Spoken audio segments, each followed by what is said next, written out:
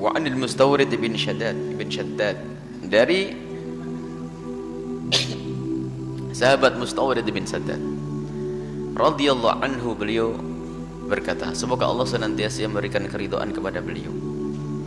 Qala Rasulullah sallallahu alaihi wasallam, bersabdalah Rasulullah sallallahu alaihi wasallam, mad dunya, tidaklah dunia, fil akhirati, kalau dibanding dengan akhirat,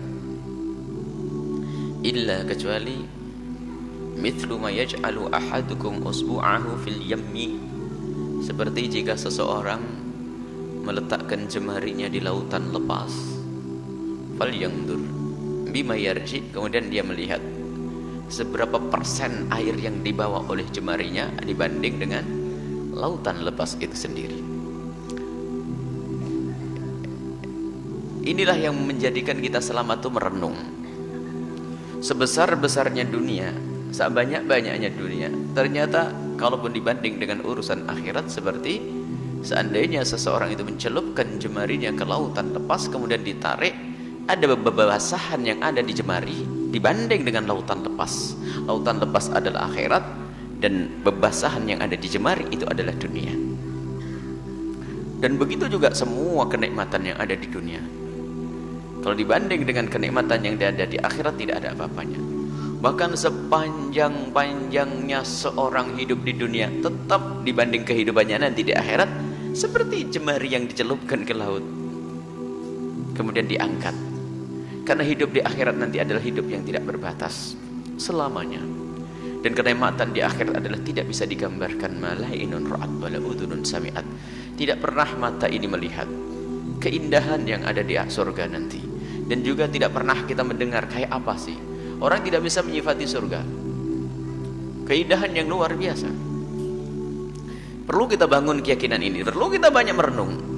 Dan memang betul, kita mendengar cerita kaya, Qarun sendiri sudah meninggalkan dunia itu berapa ratus tahun yang lalu. Dan kita juga mendengar kisah orang-orang kaya yang ada di kiri kanan kita yang sekarang sudah dikubur.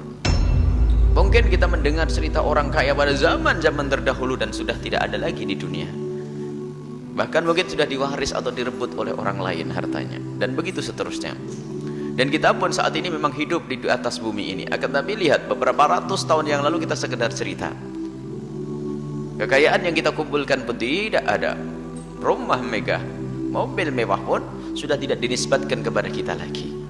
Dan semuanya seperti itu. Dan ternyata sangat kecil, sangat sebentar sekali hidup kita itu. Kita seperti orang numpang lewat kalau orang paham. Tiba-tiba sudah dikubur kita. Rencana si panjang, seolah-olah tidak mati. Itu kan rencana kita. Akan tapi hakikatnya itu sebentar, lihat. Tiba-tiba kita sudah dikenang oleh cucu kita. Oh, mbahku sudah dikubur, ini mbah kita. Dulu tahun 2000 berapa itu hidup, Masya Allah, dia kaya raya. Tapi sekarang kubur, mati mbah kita. Semua dari kita seperti itu. Lah inilah kalau kita itu hanya membanggakan dunia, tetap berakhir. Hanya sekedar cerita.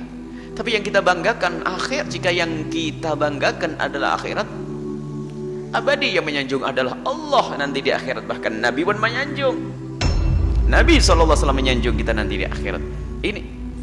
Jadi Nabi selalu mengajak merenung.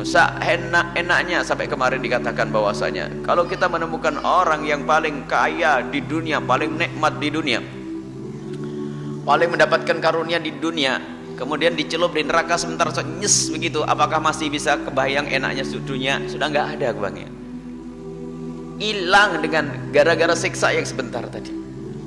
Begitu juga jika ada orang di dunia ini sengsara, sakit, waduh, segala macam penyakit ada di dalamnya. Setiap kali keluar rumah sakit, waduh, aduh, dipotong sininya, diropek situ, dibor sini, wah, sakit terus. Akan tapi waktu nanti di akhirat, lewat surga maklap begitu tak suruh ingat, masih ada tidak rasa sakit yang dahulu? Hilang, hanya gara-gara kena tiupan surga saja sudah hilang.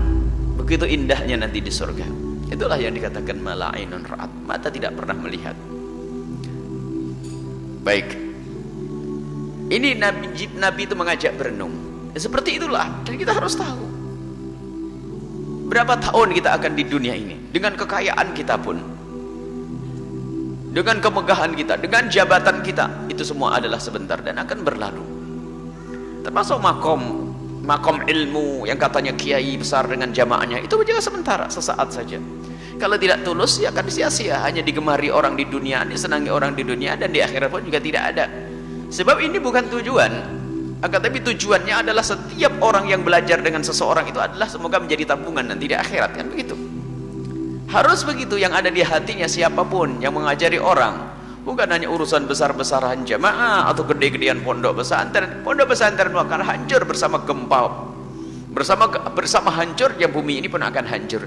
Akan tapi nilai dan makna daripada pembangunan pondok pesantren itulah yang akan dibawa di akhirat nanti. Ayo kita semuanya cerdas dengan ini semuanya.